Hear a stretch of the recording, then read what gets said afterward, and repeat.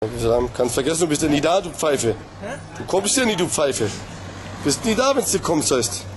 Hinter den Karten, die du das lesen können, diese HDST-Karten.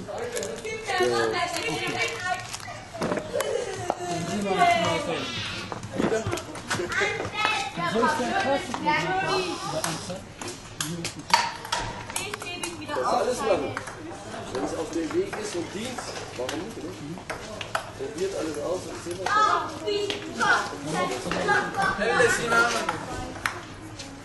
Szenario konuşuyor, bir takım ayrıntı Szenario.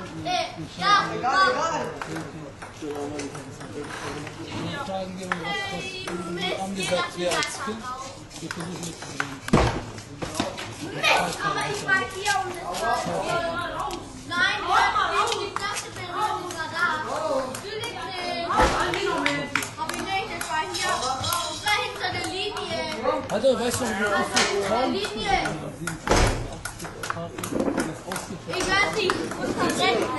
Nein, an dem Tag, der war ja so groß, ne? Der konnte nicht so richtig leben, ne? Wir haben ihn 7 Traumzüge gegeben, so dicke Tafel, ne? Und war auch ausgeflippt, hat voll gewirkt, ne? Der ist rumgesprungen, so. Aber ich esse kein Tauben. Er ist jetzt auf Karawane. Weißt du? Wir haben immer voll viel Traumzüge, die nicht ausgeflippt.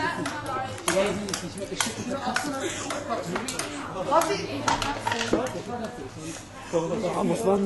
Ach so, mit dieser Katze jetzt einen. Wir hatten auch mal vorne so eine kleine Katze, aber da war diese Katze. Die war immer da hinten versteckt, ich habe die nie gefangen. Ich hatte die einmal da in der Mitte gesehen, da hatte sie so einen am Rücken.